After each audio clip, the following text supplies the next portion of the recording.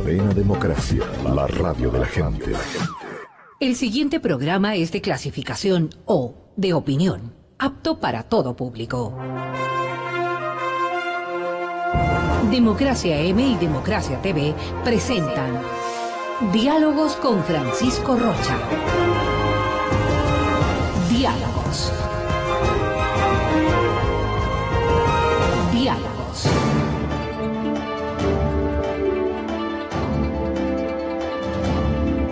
Buenas tardes, amigos, estamos encontrándonos para iniciar diálogos. Está con nosotros el economista Mauricio Pozo, ex candidato a la vicepresidencia de la República, ex ministro de Estado, pero sobre todo un economista del análisis y del seguimiento a la economía del Ecuador y a sus actividades. Gracias, Mauricio, por acompañarnos.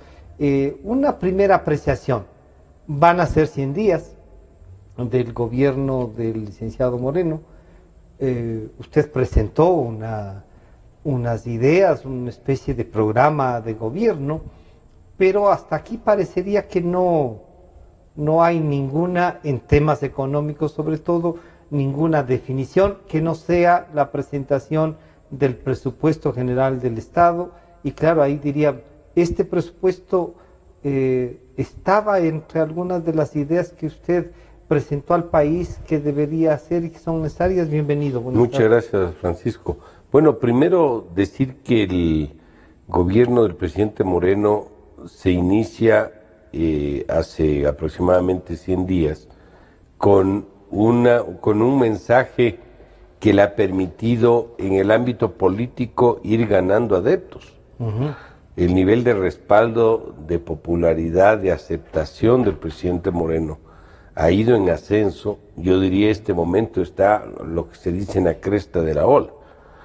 Difícil estar mejor de lo que él está este momento. Y en el ámbito político yo creo que el mensaje ha ido bastante de la mano de las acciones. Yo creo que ha habido ahí una suerte de coherencia. Obviamente falta por hacer todavía, sin duda, pero ha ido en esa dirección, ha ido en acciones bastante compatibles con los pronunciamientos, con las declaraciones. En el ámbito económico, yo creo que las declaraciones también han sido buenas. Los pronunciamientos, lo que dijo desde que se posesionó y lo que ha ido comentando a lo largo de estas semanas, de estos meses, han sido, yo creo, mensajes favorables. Él ha dicho, por decir, la dolarización la vamos a sostener, la vamos a fortalecer. Ha hablado de austeridad, la necesidad de austeridad fiscal, ha hablado de relaciones internacionales favorables, del rol del sector privado, es decir, sí ha dado mensajes que van en la dirección correcta. ¿Los diálogos le parece que sí abren? Los diálogos, los canales de comunicación con el sector privado, creo que han sido sin duda positivos. O sea, yo creo que en esto no hay mucha valoración que del discurso y de algunas acciones están valoradas. Claro, esos mensajes creo que han sido buenos para lo que el país venía experimentando a lo largo de la década anterior. Pero en las acciones, en el ámbito económico, yo creo que ahí sí ha habido una suerte de rezago y de demora.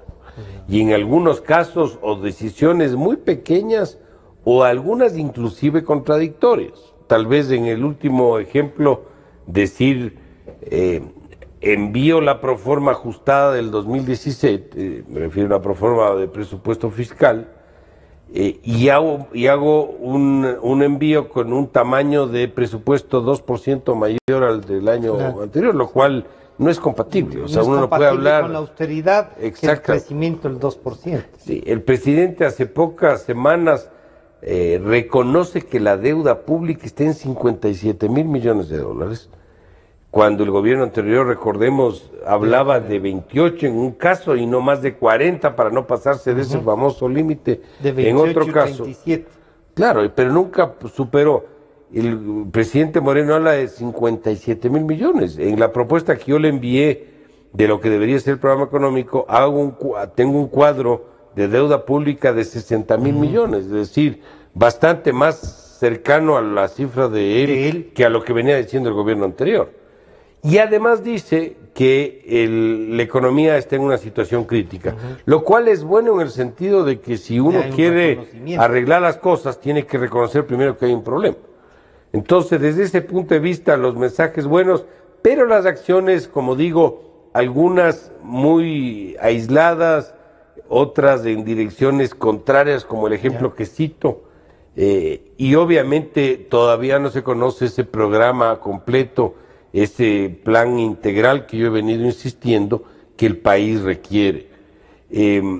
Hay acciones que han tomado, por decirlo, del dinero electrónico que se acaba de entregarle al sector privado que se lo haga. Esperemos que se haga el cambio de ley que corresponde, porque ahí tienen que hacer unos cambios de ley. Si no hay el código, no hay reforma al código. Claro, es un acuerdo verbal, pero nada más. Además de inaplicable. Claro, entonces ahí hay un tema que hay que esperar a ver cómo, en qué desemboca. Pero ahí, ya que tocó usted el tema del dinero electrónico, alguna gente dice, como ya es un negocio privado, ya no les importa a los bancos.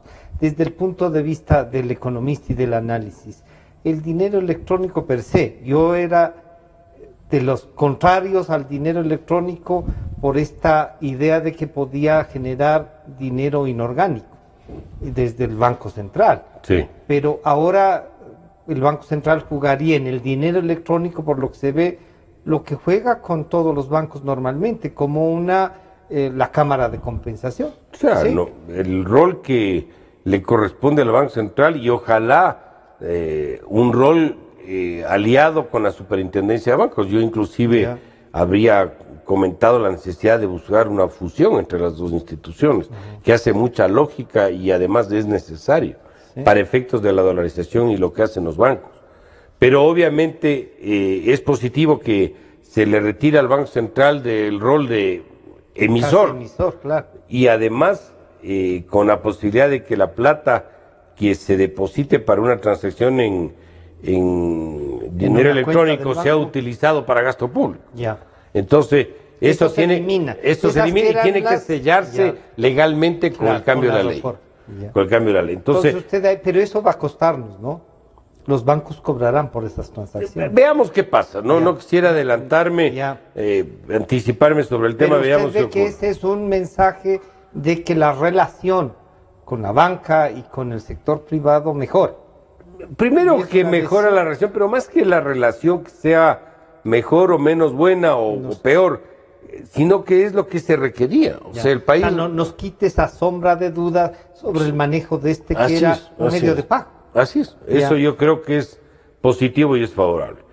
El que venda el avión, el que baje el salario de algunos funcionarios de alto rango en el sector público, a pesar de que son cifras pequeñas, son buenas señales, pero todavía muy pequeñitas, son muy insuficientes, y además son, en el caso, por ejemplo, del avión y de los vehículos que estaban vendiendo, es como yo le llamo un solo shot de recursos, de liquidez. Usted vende los vehículos, el avión le entra algo de plata, paga cosas y se acabó. Pero no es algo permanente. El presupuesto fiscal y el gasto público requiere decisiones permanentes para que el gasto termine siendo de un tamaño que sea sostenible en el tiempo. Tenemos un gasto público agregado de cerca de 40% del PIB. Tuvimos hasta el 2007 un tamaño del 20%. Hemos duplicado el tamaño del gasto respecto al PIB, lo cual es una locura. Claro. Y eso demanda acciones permanentes, graduales, sí, porque de una sola no hay cómo hacerlo, para ir recuperando un tamaño que sea medianamente viable. Pero eso, como digo, requiere acciones permanentes y constantes, y no estos decisiones que no es que estén mal, pero no resuelven el problema de fondo, que es lo que yo estoy tratando de que se encamine en el país. Entonces, un poco para ir en hilación de lo que estábamos diciendo, el país requiere un programa que, incorporando ideas como las que estamos diciendo, esté dentro de un marco, esté dentro de un programa integral, de un plan integral, para que inclusive se entienda por qué se hacen las cosas. El país va a requerir, y eso es bueno decirlo, yo ya lo he dicho varias veces, de más deuda. El país necesita recursos. Pero en el presupuesto general del Estado se ve que para financiar está el va a compromiso requerir de hacer como que cerca de 5.000 millones de dólares de Sí, deuda. pero el problema está en que una cosa es endeudarse dentro de un programa para que se entienda, por ejemplo, que la deuda va a subir hasta cierto punto, hasta cierta fecha, y de ahí va a empezar a caer una especie de joroba de endeudamiento. Pero sin el programa no se entiende. No La gente sabe dice, hasta dónde el puede país llegar. se sigue endeudando, asoma como que es un hueco más grande para tapar un hueco más chico, Claro. y sin horizonte, sin una ruta. Pero hay una pregunta, si es que la propia proforma tiene previsto endeudamiento y ya nos hemos pasado de los niveles legales de endeudamiento, ¿esa proforma se vuelve ilegal o no? A ver, desde el punto de vista estrictamente legal, si se pasa el 40, tiene sanciones para los que hayan violentado la norma. Pero aquí han adaptado las cosas a su propio beneficio. Aquí tal vez un ejemplo es La división ilustrativo. de esta deuda. Pero fíjate, dicen que no, que ahora van a utilizar la metodología del Fondo Monetario de la deuda consolidada, con lo cual le sacan de raíz a la deuda con el Seguro Social y el Banco Central. Y con eso no pasan el límite del 40%. Lindo arreglo, ¿no? Es como que uno por ley autorice que la noche es de noche, el día es de día o al revés, y resolver el problema cuando la realidad es otra. El problema de fondo es que ellos dicen que la deuda consolidada es la que rige, pero en el presupuesto ponen servicio de la deuda interna y externa y está puesto lo que hay que pagar. Claro. Lo cual, Lo cual es incoherente, pues son más de 10.000, que es más que lo que suma salud, educación y algunas otras, así, y otras prestaciones más. Entonces, aquí hay un problema de fondo en esto, Francisco. Lo primero hay que ponernos de acuerdo en cómo mismo se va a tratar la deuda. No hay nada peor que esconder el sol con un dedo. O sea, aquí tenemos que decir, señores, la deuda del Ecuador es aproximadamente 60.000 millones de dólares. O sea, estamos fuera de... Y estamos de largo fuera de ese límite, pero ese límite también fue sacado de la manga. No es que había algún principio técnico que sustente que era 60% del PIB. No, eso fue, se sacó el 40 por poner un número, pero en la práctica uno puede tener una relación más alta, pero que sea viable, que sea con tasas de interés bajas, a plazos largos, y la presión fiscal de eso es mucho menor que pueda tener inclusive el 40, pero con tasas altísimas, que le salen cuotas muy altas. Entonces, la estructura de la deuda tiene que cambiarse, tiene que mejorarse, los plazos tienen que extenderse, las tasas de interés tienen que reducirse, y para que eso sea viable hay que bajar el riesgo del país. Y para que baje el riesgo del país, lamentablemente necesitamos aval internacional que diga, señores, del programa económico del Ecuador, del presidente Moreno, es viable, es sostenible, tiene técnicamente, claro, todo eso se requiere. Entonces, a mi criterio, todo esto falta, Francisco. Claro que puede mañana eliminar el impuesto a la salida, al anticipo, perdón, del impuesto a la renta, o ir reduciendo gradualmente la reducción del impuesto a la salida de divisas. Hay que reducir aranceles de manera selectiva, etcétera. Todo eso está bien, pero dentro de un marco referencial. No se ha dicho cómo se le va a pagar al Banco Central la plata que le pidieron de las reservas para financiar gasto público. No se ha dicho cómo se le va a pagar lo que se le debe al Seguro Social. No se ha dicho cómo se va a reducir el coste de producción en el país. Me refiero a energía eléctrica, me refiero a un sistema laboral absolutamente rígido que lejos de ayudar a la contratación y entorpece la contratación laboral. No se ha dicho cómo vamos a hacer con el tema de la energía eléctrica y la tramitología, que es un costo adicional que está. La inversión extranjera, cómo se va a traer, en qué montos, qué se va a hacer para que eso venga. Es decir, hay mucho por hacer que todavía no se sabe. De la inversión extranjera, que uno revisa y dice, no es que ha venido al Ecuador así, por el tema petrolero han venido plata, pero inversión extranjera real no la hemos tenido. En su momento, usted como ministro de Economía, ¿llegó a tener una inversión extranjera así? Francisco, en esa propuesta de programa, y yo hablo de tema de inversión extranjera, y si usted revisa, para no irnos muy lejos, del 2000 a la fecha, Ya. Del año 2000 son 18 años prácticamente, desde la inclusive propia dolarización. En la época, cuando yo estuve en el ministerio, nosotros llegamos a tener casi 3% del PIB en inversión extranjera. En inversión extranjera. El 2003 y 2004, pues ahí están las cifras del Banco Central. 2.8, 2.4. Ahora tenemos 0.7 del PIB. ¿Y de dónde venía esa inversión extranjera? Es verdad que estuvo atado al oleoducto de crudos pesados y la construcción y lo que demandó eso. Pero eso no es necesariamente malo, porque el petróleo tiene su propia dinámica, pero el petróleo trae divisas.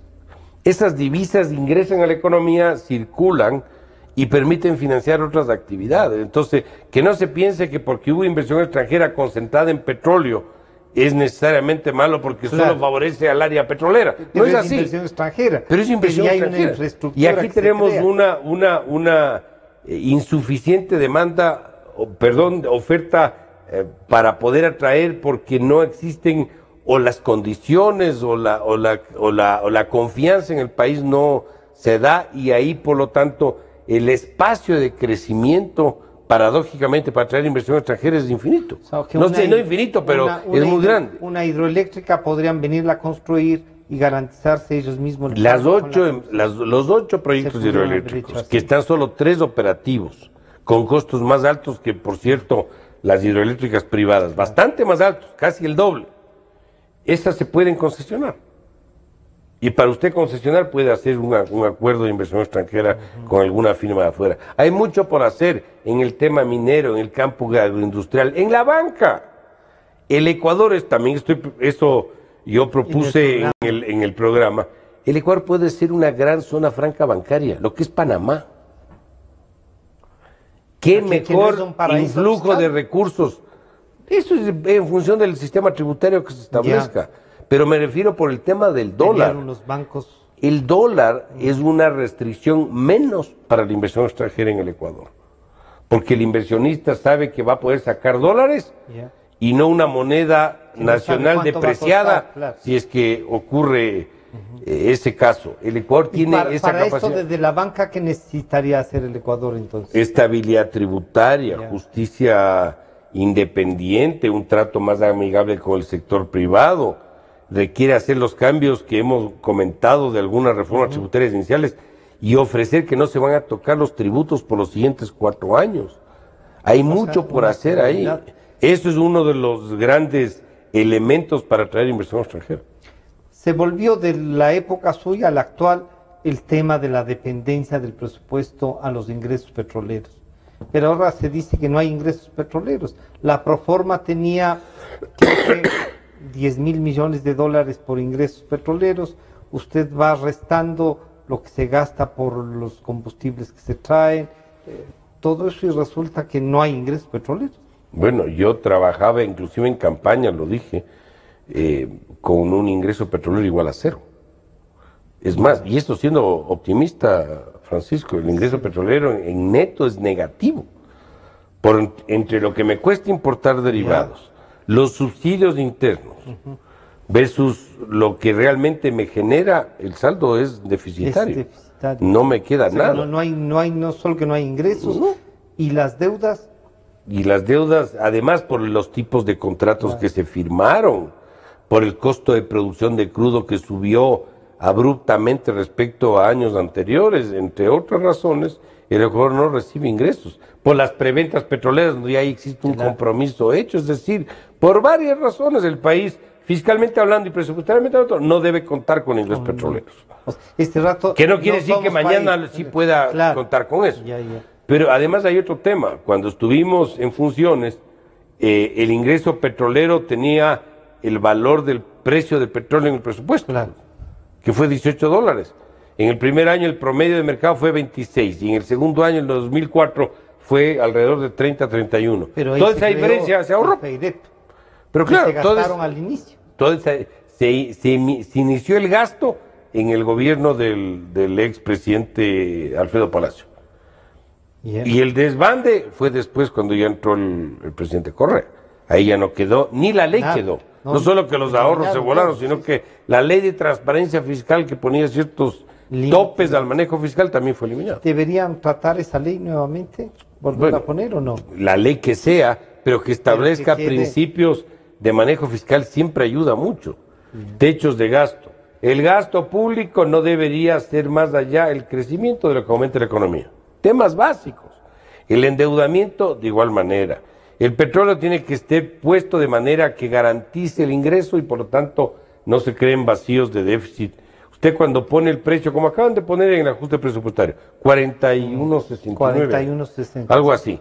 ¿Cuál es el problema? Que ese precio es el promedio de lo que ha estado en el periodo. ¿Qué pasa? Se le mueve $1 y ya tiene un déficit mayor. Claro. Así no se puede manejar el presupuesto. Usted tiene que poner algo que le dé seguridad de ingresos. ¿Para qué? Para que el gasto esté garantizado. Usted mientras más se acerca al precio de mercado, más vulnerable le tornan las finanzas públicas del mercado internacional. Es menos soberano, pongámoslo en esos calificativos. Si más bien alejarse le da más independencia y más autonomía al manejo presupuestario. Si es que hay que hacer una reestructuración de la deuda. Esa reestructuración pasa en gran parte por una negociación con el gobierno chino, que parece es el mayor tenedor de la deuda más cara. Diríamos. Aquí hay algunos problemas, Francisco. Sí. Uno de los problemas, yo me quedé sorprendido realmente. Hace pocas semanas el ministro de Hidrocarburos, el ingeniero Carlos Pérez, del cual yo por cierto tengo un buen concepto, dijo dijo que ha tenido serias dificultades en saber los contratos de deuda de ventas anticipadas de petróleo. Me parece inaudito. Que un ministro de Estado no pueda acceder a los contratos de deuda, hay una mafia interna, me parece terrible, terrible. O sea, ¿quién manejó esto? ¿Quién manejó y dónde están? Entonces, un primer tema para responder la pregunta es transparentar los contratos. Me dicen que estos contratos tienen una cláusula de confidencialidad. Yo digo, cláusula de confidencialidad en un contrato público. Inaudito. Usted acepta eso en el sector privado cuando hay cláusulas, pero con el Estado, contrato. De entrada hay un problema de ilegalidad. Yo no soy abogado, pero sí he hablado con algunos y me han dado la razón. No tiene sustento alguno tener cláusulas de confidencialidad en contrato con el Estado público, claro. No tiene sentido. Pero bueno, transparencia primero. Y segundo, saber qué se comprometió a través del conocimiento del contrato el Ecuador. ¿A qué se comprometió? Yo no sé a qué se comprometió.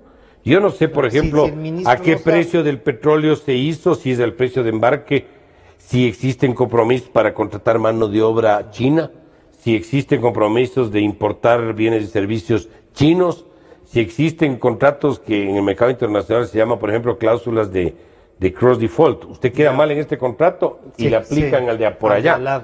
Entonces, cosas de esa naturaleza, yo no sé. O sea, puede estar muchas cosas. Nadie sabe y en función de ese conocimiento habrá que ver qué opciones hay para buscar una renegociación de esos contratos de deuda. El tema de la deuda de los bonos en el mercado internacional, que están a tasas altas, al 9, al 10%. Al 10,75. Inclusive alguna emisión se lo hizo a esa. Eso hay que reemplazar con deuda barata. Pero ¿cómo yo le convenzo a un inversionista? Que digo, deme ese papel al 10,75 por este al 6. Me va a decir usted, ¿en base a qué le voy a cambiar? Así? ¿Por qué? Entonces tengo que decirle, ¿sabe por qué, señor? Porque yo no le voy a poder pagar al 6. ¿Y sabe quién me dice que yo no le puedo pagar? La banca multilateral. Ellos son los que garantizan que lo que yo le estoy diciendo tiene sustento. Entonces ahí es mucho más viable entrar en un proceso. Y ahí no le culparán al licenciado Moreno políticamente que por cambiar, por aceptar el modelo del economista Pozo e irse de fondo monetarista y en los multilaterales, ¿es que se dañó la economía? Es que no es un tema del economista Pozo ni de los multilaterales, es una forma de poder abaratarle el servicio a la deuda al Ecuador. Y si no, que me digan cómo van a canjear los papeles, que me digan. Pero si no hace falta cambiar. Sí hace falta cambiar porque estamos pagando más de 10.000 millones en deuda. Esa deuda es muy cara. Por primera vez se concreta cuánto nos cuesta. Claro, quita recursos para educación y salud, para los objetivos sociales del gobierno, para las casas del presidente Moreno, para los insumos médicos de los hospitales que no hay. Quita plata, entonces algo hay que hacer, pues. Ahora, si me dicen que le van a poner condiciones que no sé qué, peores que las condiciones chinas no van a hacer. Lo que sí le van a exigir son metas de equilibrio fiscal. Que el Ecuador igual tendría que hacer, pero esto viene con cheque, pues. El otro es sin cheque. Y aquí hay necesidad de plata. Pero, ¿y eso no es que nos va a tocar pagar a los menos favorecidos de la década ganada? ¿No es que el ajuste va a pasar porque todos tenemos que ajustarnos y no los que se han farreado? Francisco, la economía está en un proceso de estancamiento y de recesión. Si no estamos en recesión, en el mejor de los casos estamos en estancamiento. Lo que significa que uno no puede entrar a ajustar de una sola, como yo varias veces he explicado.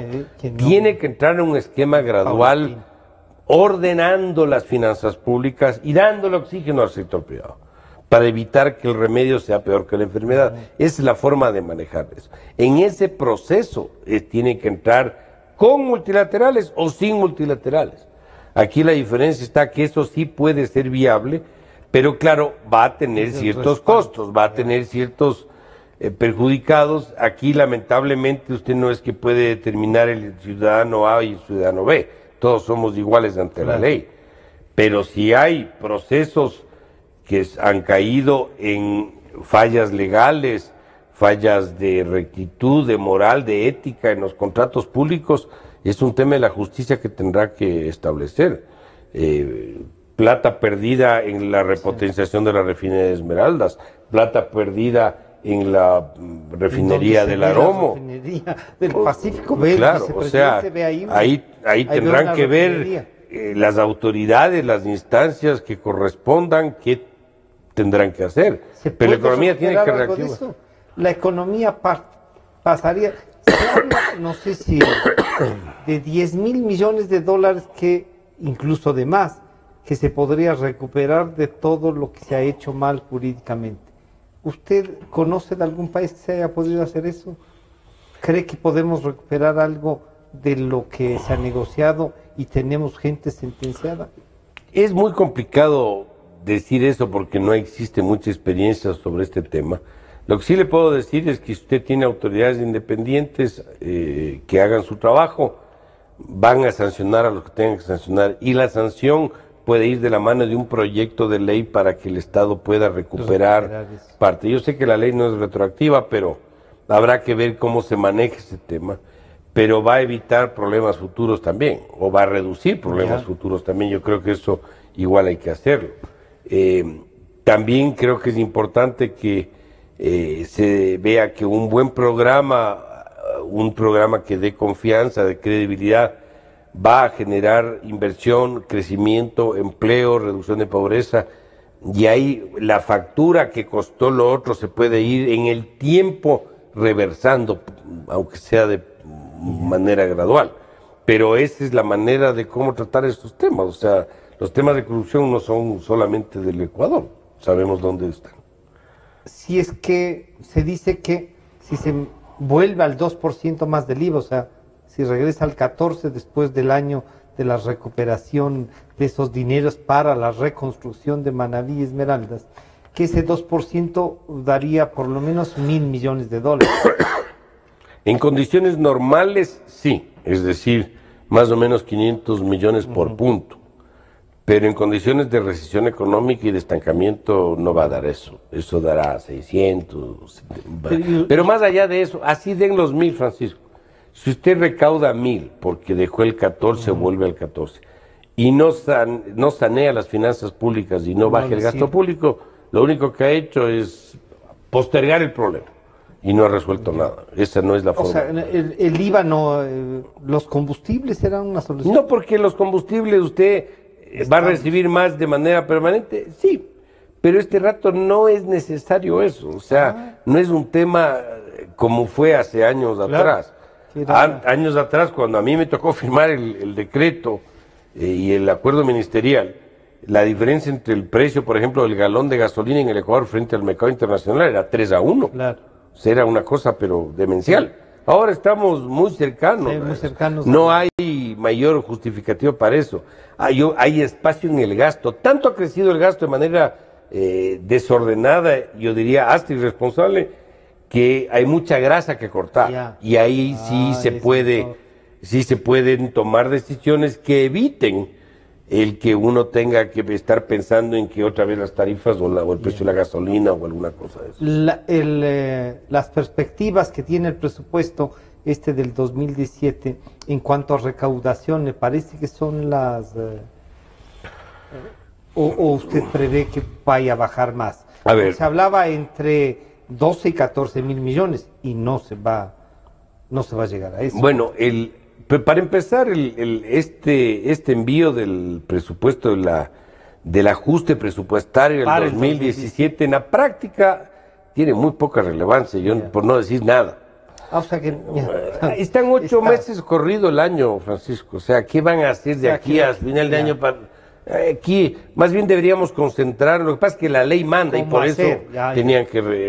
Hay que concentrarnos en cómo va en el año 2018 y el plurianual para ver qué quieren hacer, pues, y conocer el programa económico que hemos venido conversando. Es lo que hay que poner atención. Para este año ese presupuesto en la práctica no va a tener. Pero para responder la pregunta, yo creo que hay una sobreestimación de ingresos. Es decir, los ingresos están en la proforma más allá de lo que deberían ser. Ahí han puesto 14.760 millones de dólares en ingresos tributarios. Yo creo que ese valor es excesivo. Uno, porque está la economía en recesión, en el mejor de los casos en estancamiento, lo cual no da espacio para recaudar lo que está puesto ahí. Dos, porque no tenemos ingresos por algunos conceptos todo el año, como es el caso del IVA. El IVA ya volvió al 12%. Claro. Recauda menos por las razones mencionadas, sí, pero de todas maneras hay un tema ahí. El tema de las salvaguardias de importaciones también, eso no genera recursos adicionales y por lo tanto yo creo que ahí tenemos un problema de sobreestimación. Yo pongo 760, yo trabajaría máximo, pero ya exagerando con 14.000 millones. Algunos hablan de bastante menos, pero yo ahí veo un problema. ¿Y eso qué significa? Que el déficit es más grande. Es más grande.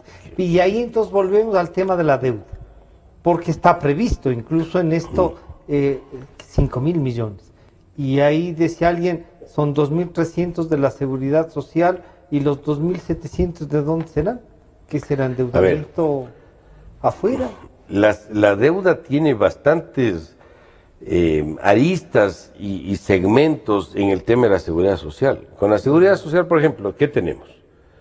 No está puesto en el presupuesto el 40% del aporte de las pensiones. Eso ya lo eliminar. Claro, lo eliminar. Pero esto no quiere decir que no haya que buscar recuperar. ¿Cómo financiar?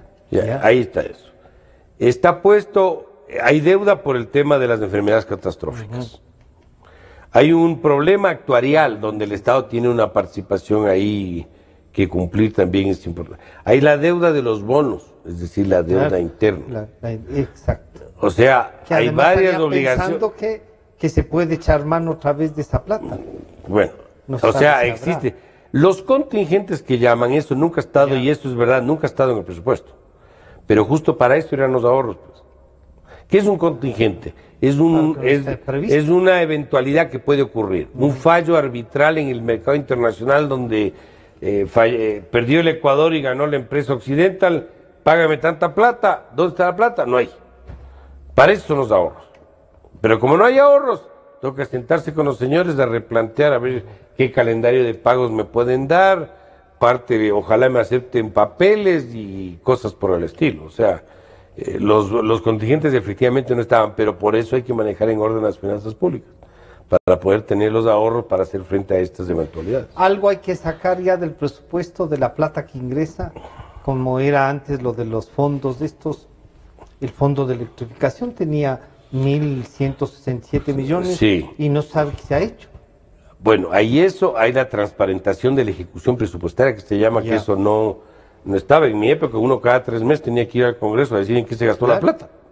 Ahora yo no he visto esto. Dicen que lo están haciendo, pero yo al menos no me he enterado. Este ajuste presupuestario, por ejemplo, habla de 3.000 millones de ingresos petroleros. ¿De dónde? O sea, sí, y la importación y el subsidio y las preventas, o sea, no. Ahí, en el observatorio fiscal que yo soy parte, trabajamos con un escenario donde los ingresos petroleros para este año son iguales a 0. Sí. Es más, entre enero y junio en la ejecución presupuestaria, el ingreso que ha recibido el Estado por ese concepto es 0. No entiendo cómo le ponen para el ajuste presupuestario para este año. Los presupuestos tienen que hacerse, Francisco, sobre las bases que hace el sector privado en el sentido de criterios de seguridad para darle confianza a que se va a poder cumplir el presupuesto. Yo no puedo inflar, porque si yo mañana puedo poner el ingreso tributario en 16,000, entonces ya no tengo déficit, no tengo superávit, o sea, así no se manejan las cosas, hay que manejar con bases de pragmatismo y realismo. El presidente Moreno debería reestructurar su frente económico, plantear a alguien, porque el que está es los que han estado los 10 años. Y si bien él ha dicho que arreglen lo que han dañado, no es menos cierto que en algunos casos parece que esa es la convicción de ellos, que así se maneja. Francisco, yo he estado a cargo de empresas, he sido gerente y presidente de empresas. Cuando uno hace mal las cosas, el director le vota. No es que le dice usted dañó, ahora arregle, pues. O sea, sí, así claro, no funciona. Claro, no. Además, usted tiene que estar convencido de las cosas que hay que hacer. Y ellos están convencidos de lo que hicieron. Por esa razón, así le pongan la pistola en la cabeza, no van a hacer en la forma como el país requiere. Usted necesita gente convencida que hay que hacer un cambio de modelo, un cambio de gestión económica. Este modelo es un modelo fracasado. Claro, que tiene que perseguir, que son los principios de manejo económico son otros. Esos son los principios que lamentablemente yo no veo en el equipo económico que tiene el gobierno este momento. Ahí tiene que generar, y no solamente en el área económica, también en otras áreas también tiene que, en el petrolero parece que inclusive para que le dejen manejar el gobierno, que no estén ahí como pulga en la oreja con los temas ideológicos y dogmáticos. El país requiere practicidad, requiere algo que sea pragmático, que resuelva los problemas. Y yo no veo ahí que el equipo económico en general le acompaña. Algunos de ellos, sobre todo, han sido los que estuvieron en los 10 años.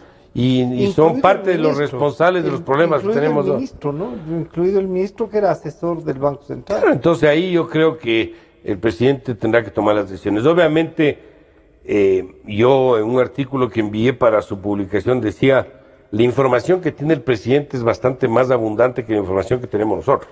Entonces a veces uno ve una cosa equivocada, pero desde el lado del gobierno puede tener lógica. Entonces yo digo, eventualmente quiere fortalecerse lo suficiente en el área política para poder tomar acciones económicas que pueden tener costos políticos también. Puede ser esa la estrategia. Y dentro de eso está el tema económico. Y el equipo también. Yo creo que de la fuerza política del presidente cuando entró a la fecha, sin duda está mucho más fuerte. Mucho más fuerte. Llegó cuestionado y ahora es el presidente. Y me parece muy bien que haya puesto su ritmo, su estilo. Él es el presidente de la República, no otro, ni el anterior, ni nadie más. Él es el que tiene que tomar las decisiones. Y hay que alinearse a lo que piensa el presidente de la República. Para eso fue electo. Pues. Entonces, sobre esa base, creo yo, él va a tener que tomar decisiones futuras sobre varios ámbitos. Usted, a los tiempos, pese a que alguna gente diría, no, son las medidas. Usted nos habla de unas medidas graduales, de que no va a haber un shock, de que no pueden pagar los más pobres. Pueden decir, se volvió que medio comunista el economista Pozo. No, lo que pasa, Francisco, es que uno no puede clonar las decisiones económicas para realidades distintas. Si usted me retrocede el tiempo al año 2003, cuando yo estuve y tuve que tomar decisiones como las que tuve, era otra coyuntura. Y si me regresa, volvería a hacer lo mismo. No me arrepiento porque es lo que el país necesitaba en ese momento. Habría errores que se pudieron haber cometido, que se pueden mejorar, sí, pero en lo de fondo es lo que el país requería. Ahora la coyuntura es otra. Le doy solo 2 ejemplos. En esa época el país estaba creciendo, poco pero crecía, y la deuda estaba en declive. Bajada. Ahora tenemos un país en recesión o que decrece y la deuda crece, entonces es otro ámbito, es otra realidad. Entonces no podemos decir, porque subieron la gasolina 25% hace 14 años, ahora otra vez la gasolina porque el señor es el mismo. Eso es ilógico. O sea, es como el diagnóstico de un médico, no puede ser el mismo para todos. Cada uno tiene su propia realidad. Y además la edad, los tiempos, todo. Claro, todo cambia. Pues, o sea, es un tema a la medida, como dicen los americanos, tailor-made para el caso puntual de la coyuntura que vive el país en este momento. El gobierno chino tiene enjuiciado y además sentenciado a muerte a una de las personas que ha hecho negocios con el Ecuador. Y hay gente que dice, y en el mundo internacional, que el Ecuador no ha hecho una comisión que vaya y diga, a ver, queremos una revisión total de los negocios con el gobierno chino y por lo tanto también ahí entra la deuda. ¿Conoce de alguna forma de negociar así? Yo no estoy muy partidario de esos sistemas. Yo creo que el Ecuador tiene que, para empezar, transparentar la información. Esa es la primera. Tiene que se conozca qué realmente, a qué se comprometió el país. Sobre esa base hay que armar una estrategia de ver cómo se enfrentan los distintos ámbitos y segmentos de la deuda. La deuda con la China no es la misma deuda con los inversionistas que compraron papeles, no es la misma deuda con los bancos o con los multilaterales. Los de los bonos. ¿No? Es bien difícil saber quién está por detrás, pero la deuda es distinta, el tratamiento de la deuda es distinta. Para empezar, lo uno usted paga con plata, el otro paga con barriles. Paga en especie, el otro paga en plata, entonces es deuda distinta. Entonces, para cada segmento de deuda hay que darle un tratamiento distinto.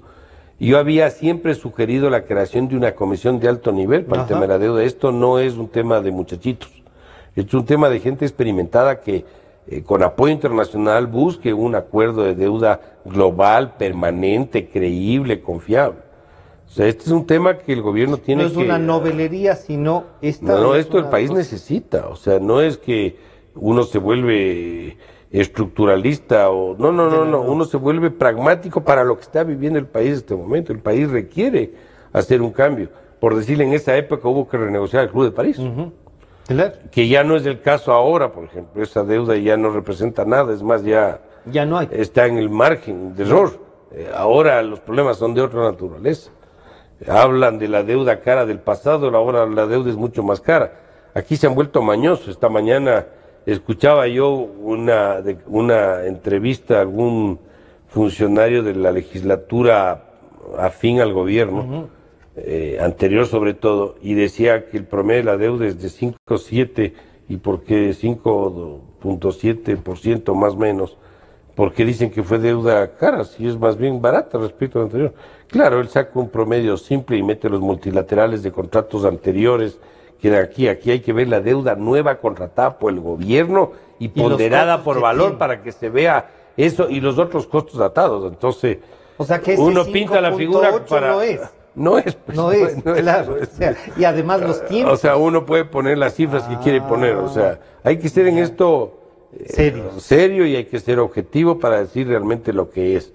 Estas críticas no son unas críticas que van en la línea de destrucción, sino de que se vea claramente a lo que el país se vio sometido a lo largo. Se siente el engaño.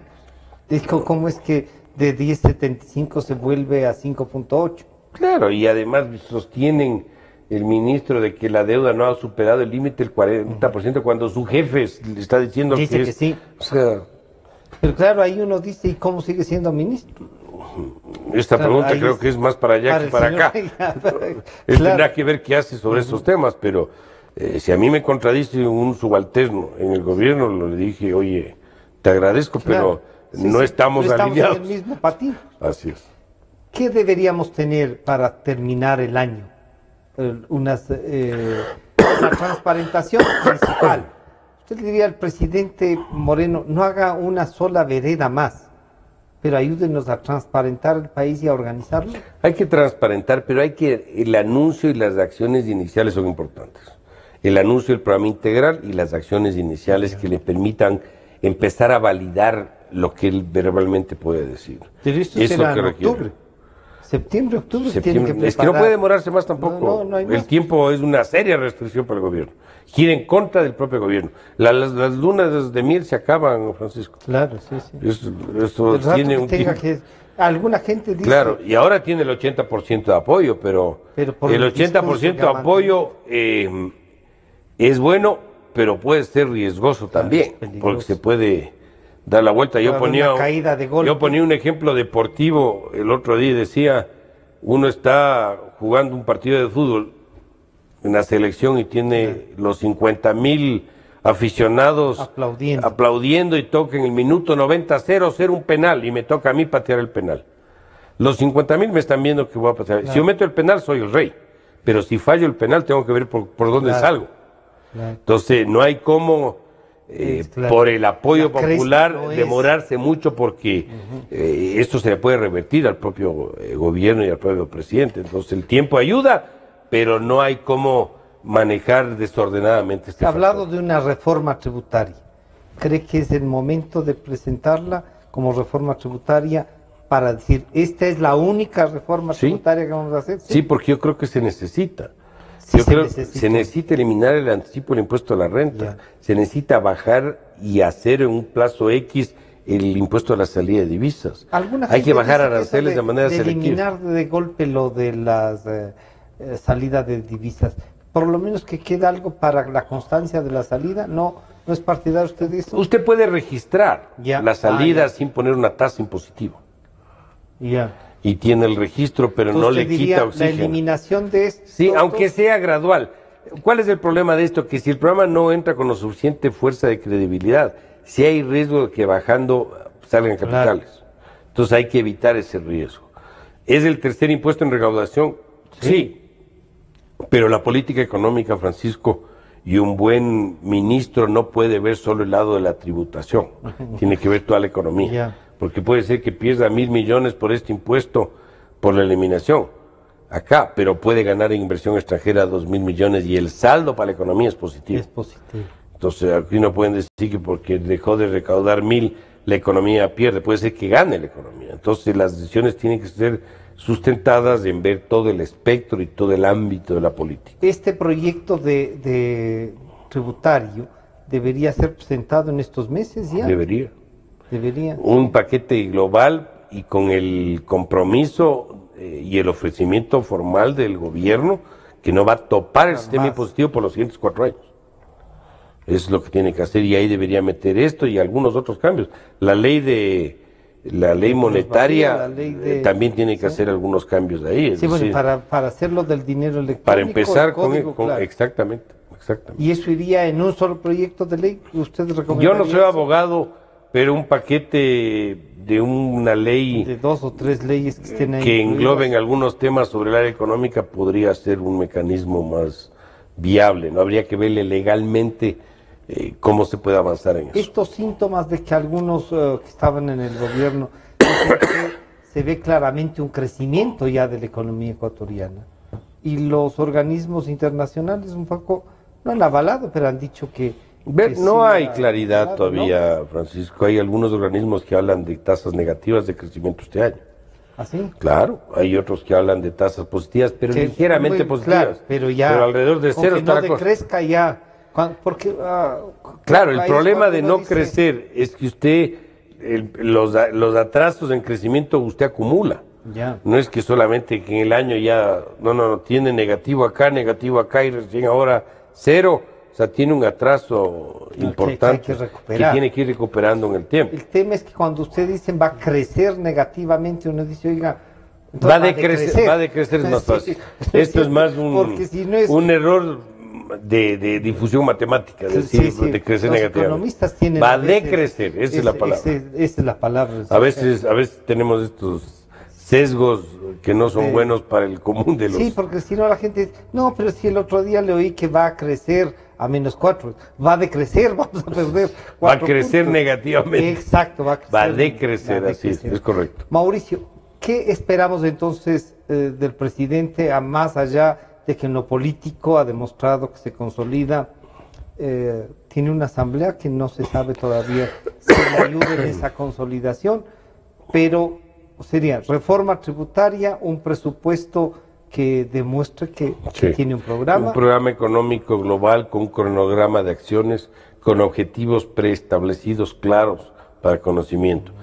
Metas de reducción de pobreza, metas de equilibrio fiscal, metas del comercio exterior, metas del sector público, cronograma para firma de acuerdos de comercio, cronograma para devolución de la plata a la Seguridad Social y al Banco Central. Todo eso necesita. Y esta comisión que usted pide para la deuda, ¿La planteó en su programa Sí, o no? claro, Sí, está puesto, la planteó. por supuesto. ¿Y quién debería estar? ¿El sector Unos privado, técnicos el con sector experiencia público? que Sí. manejen ahí. Si le No piden que esté, usted diría, no, yo no estoy aquí buscando trabajo, No, ni en el no como gobierno, trabajo, pero no, ni no. afuera. Desde afuera yo ofrecí al país Ya. esto y lo cumplí y es lo que es. Ahora, si quieren que yo ayude con estructurar, ideas, a alguna cosa, yo participaría no en tengo ir a problema, conversar no con tengo problema en esta dar mi comisión. punto de vista Ya. sobre el tema, Y pero esta- no como un ejecutor ni Ya. un actor. ¿Y esta comisión debería estar entonces conformada por gente del sector público? ¿O Los del sector mejores privado? ecuatorianos que estén capacitados para cumplir eso. Pueden ser el sector público, pueden ser con el sector privado, puede ser un equipo conjunto. Los que tengan el expertise, la experiencia, la capacidad suficiente para poder alcanzar un ¿Se objetivo. animaría a dar un nombre de quién puede presidir eso? No quisiera, No. yo primero quisiera conocer que hay la decisión, decisión de política hacer. para después estar Ya. pensando en nombres. ¿Las universidades podrían ayudar en Pueden eso? ayudar, ¿Podrían sin duda. ser? Sí. Pueden, Una este es base de un esto. mix, ¿no? Aquí hay que Ya. tener prestigio internacional, hay que tener incidencia política en el régimen, hay que tener conocimientos, hay que tener experiencia previa. Esos son algunos requisitos, creo yo, necesarios para hacer un buen trabajo. Hasta aquí alguna medida que diga, esto usted ha dicho, las declaraciones, las cosas de estas, alguna medida que sienta que ya valió la pena, Y ya valió la pena. que la hayan tomado, que hayan hecho. O sea, las que se están tomando, me parece bien que parece. vendan un avión del presidente, como digo, pero son insuficientes. Sí, o sea. Me parece bien que regulen algunos excesos de gastos que han dicho que van a regular, lo del dinero electrónico. Eso O sea, me parece bien. no. Pero son todavía piezas muy chicas, Francisco. Esperemos el presupuesto general. Esperemos del presupuesto, Estado, esperemos del programa, el programa esperemos los cambios del equipo de colaboradores para poder tener Con una este idea más equipo clara. usted no le genera confianza. Lamentablemente no. No es personal, por cierto. No, claro. No tengo nada con los señores, pero esto es un tema institucional y ¿Y de algunos de convicción. ellos fue alumnos de usted o no? No. Yo al menos no recuerdo. No. Trabajó, sí, uno de ellos en el ministerio. hace ¿Lo bastante. encontró ahí? Ahí ¿O estaba, sí, ahí estaba, ahí? pero no es que fue mi alumno, a pesar de que algunos han sido mis alumnos. Algunos que sí. Ha estado con nosotros el economista Mauricio Pozo, ex candidato a la vicepresidencia de la República y ex ministro de Estado. Este programa estará a disposición de ustedes a partir de las 3 de la tarde. Ustedes ven que en lo político se ha avanzado, en lo económico encuentra estos 100 días, casi 100 días, ya algunas cosas positivas, pero claro, lo sustancial, él mismo nos ha dicho que está por hacerse y que espera. Yo diría, esto de la comisión de la deuda me parece que es una cosa que ha venido insistiendo con mayor fuerza. Muchas gracias, economista, por acompañarnos. Nos estamos encontrando el día viernes. Son las 12 horas con 50.